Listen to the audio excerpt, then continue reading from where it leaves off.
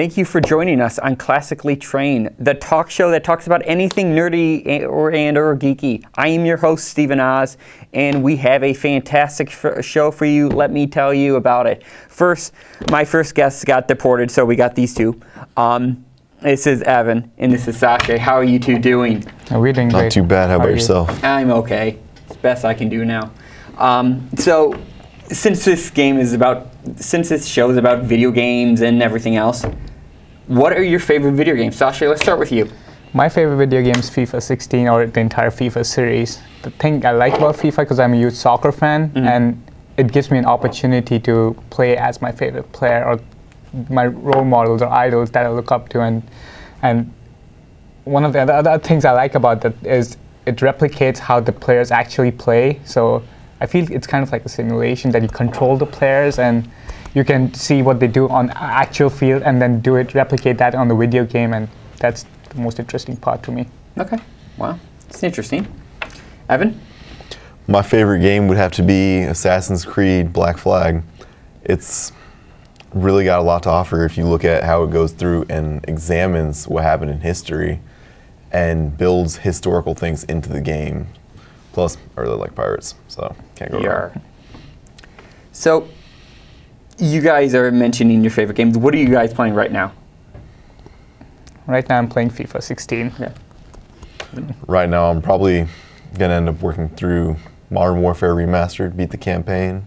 Is that a good game? It's just like all the Modern Warfare series, well done story. So slow-paced and just shooting things, right? Slow-paced. Have you ever played it? I played it. Well, if that's how you describe it.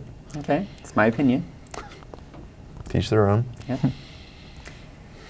Yeah, it is. It's my opinion. It's a shooter. That's all I can say. It's something on rails that's going to come at you and not do anything else than just shoot a guy coming at you. I mean, where's the storytelling in this thing? It's about, some monster, some robot. What is it now? In the Modern Warfare series, there's no zombies or robots you have to worry about. It's taking it back to the era of like the era we're in now, going against actual people. Okay. In that game. And also I'd like to add that it also has a multiplayer option, so you play with other people across the world, so it gives you an opportunity to interact with people while playing the game. And so interactivity in video games through a multiplayer. Yes. Okay. How does that benefit people? Well, people get to make friends because they split it up into two teams, and if you're on the same team, you work together in achieving a common goal. Okay. And that's how and then you go through different levels and you play multiple maps and you can become friends with the people. Okay. Seems like a fun game, right? Yeah. I haven't played it, but it seems like a fun game. So what stands out with you about, let's say, FIFA? Sakshay, what stands out with you about FIFA? I just love soccer, and then they made a video game version of soccer. Yeah, so my favorite team's the 32-time Spanish champions, Real Madrid, and my favorite player is Cristiano Ronaldo. So if I can I watch their games every week on Saturdays and Sundays, and then if I play FIFA, I try to do what they did in the actual game. I know how they actually counter-attack, how they defend, how they attack, and it just amazes me how I can use the same features on the game, that the way they interact on the field, and I like that part of the game. You're known for saying that it's not a video game; it's more of a simulation. Yes. Of real life happenstance. Yeah. So, why do you think that? Isn't it a video game?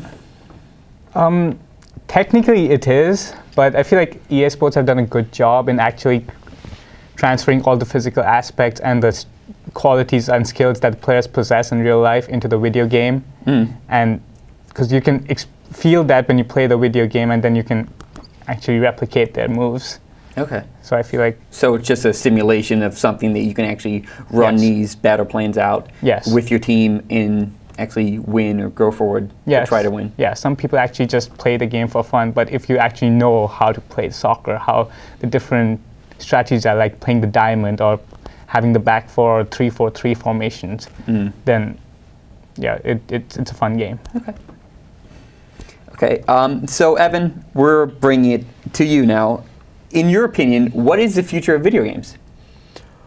I would have to say that the future of video games would have to lie in making more expansive universes, kind of like they tried to do with No Man's Sky. But that didn't work out well for No Man's Sky.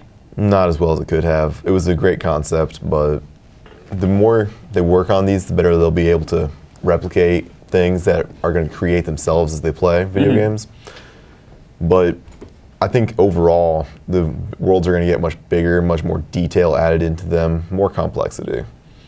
Okay. So what do you think, like VR-wise, or is there any emerging technology that you see coming through? Certainly, if you have the money for it, but I don't know how much that'll catch on with people that just like being lazy and playing their video games. In a way, I feel like virtual reality is going to appeal to some people, but it's going to be more of a niche market, kind of like they did with the Wii. It was not as many people liked it. It wasn't a classical controller. Classical is sit it down and play a video game feel.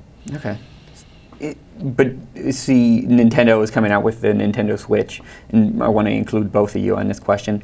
What do you think about that system? Is it the future of video games, or is it just another Nintendo project that's slightly good in the beginning, then fades away till no one forgets about everything? I don't know about the future, but I think it's a very novel idea that you can just take your video game everywhere and you can plug it into a TV or play with while moving. It's portable. How's that different from from a 3DS or maybe a Wii U that does the same thing? Well, I feel like it's just Nintendo 3DS. It's just single player, but I think with the Switch, you two-player can play this video game at the same time. Okay. Maybe that might be the game changer. I think that it's going to be good sales for a few, because they are introducing more classical controllers back with the Nintendo NX. Okay. But largely, I don't think Nintendo is going to be able to compete with PS4 and Xbox One still now with this system. That should be fun. It's interesting to see how Nintendo goes about and actually does this stuff.